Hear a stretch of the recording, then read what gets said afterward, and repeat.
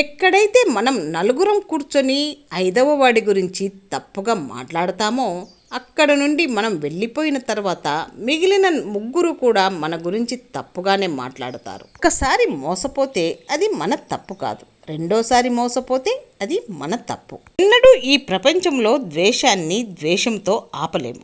ద్వేషించకుంటే మాత్రం ద్వేషాన్ని నివారించగలం. ఇది ఎప్పటికీ వర్తించే సూత్రం. ఎంత ఎక్కువ కాలం బ్రతికామన్నది కాదు, ఎంత గొప్పగా బ్రతికామన్నదే ముఖ్యం. ఒక గాయం మానాలంటే మాన్పేందుకు మాత్రమే ఆలోచించాలి కానీ దాని బాధపైన మనసుంచకూడదు. ఒక కష్టం తొలగాలంటే బాధపడుతూ ఉండకూడదు, సమస్యను పరిష్కరించడానికే ఆలోచించాలి. మనశ్శాంతి లేని జీవితం మరణం కంటే ఎక్కువ బాధిస్తుంది. మరణం వస్తే ఒక్కసారి చనిపోతాం, కానీ మనసులో ఉన్న బాధ మాత్రం ప్రతి క్షణం చంపుతుంది. నిన్ను వదిలేసి వెళ్ళిన దేనిని తలుచుకుంటూ బాధపడకు. నువ్వు తలుచుకోవడానికి కూడా అది అర్హత లేనిది అని భావించు. అర్థం చేసుకోవడం ఆపేశాకే అపార్థం చేసుకోవడం మొదలవుతుంది.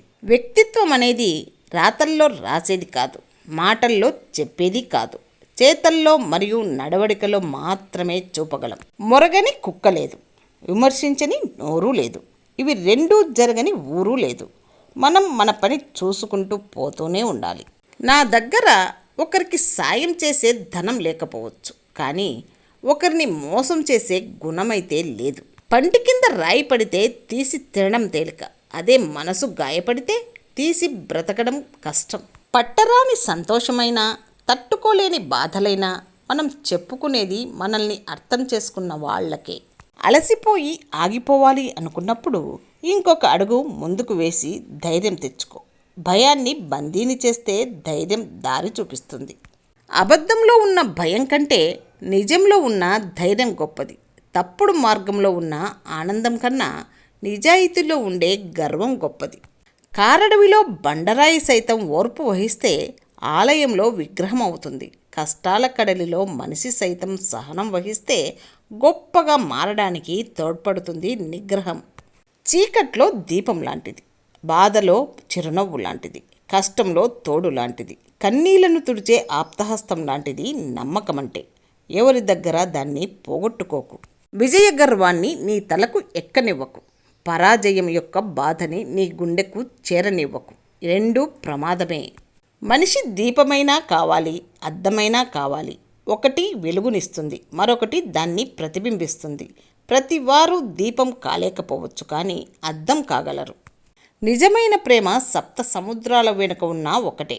మోసం చేసే ప్రేమ ప్రక్కన ఉన్నా ఒకటే. నమ్మకం లేని స్నేహం, విలువ ఇవ్వని బంధం, అర్థం చేసుకోలేని ప్రేమ ఉన్నా ఒకటే, లేకున్నా ఒకటే. స్వార్థం లేని మొక్కను చూడు, ఓర్పుగా బ్రతకడం నేర్పుతుంది. విజయంలో వినయాన్ని చూపుతుంది, ఓటమిలో సహనాన్ని చాటుతుంది.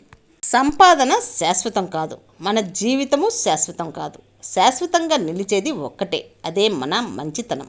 నీ స్నేహితుడు చెడ్డవాడో లేక నిన్ను మోసం చేశాడనో వాణ్ణి ఆపదలో వదలకు. నీ స్నేహితుడు చెడ్డవాడే కావచ్చు, కానీ స్నేహం అనే పదం చాలా గొప్పది.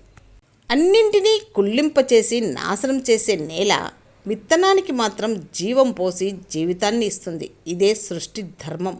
బంధం నిరూపించుకోవాలంటూ నటించే వారికంటే నిజాయితీగా ఉంటూ దూరంగా ఉండేవారే అవగాహనతో ఉంటారు. పరుల సొమ్ము పాము వంటిది అని పెద్దలు ఊరికే అనలేదు. పక్కవారి సొత్తును మనం పొందినా ఏదో ఒకరోజు మనల్ని బాధ పెట్టక తప్పదు. పక్కవారి ఏడుపు మీద నీ భవనాలు కట్టుకోకు, ఏదో ఒకరోజు కూలిపోతాయి. ఒకరిని మెప్పించాలని కాదు, తమకు నచ్చినట్టు బ్రతకడంలోనే తృప్తి ఉంటుంది.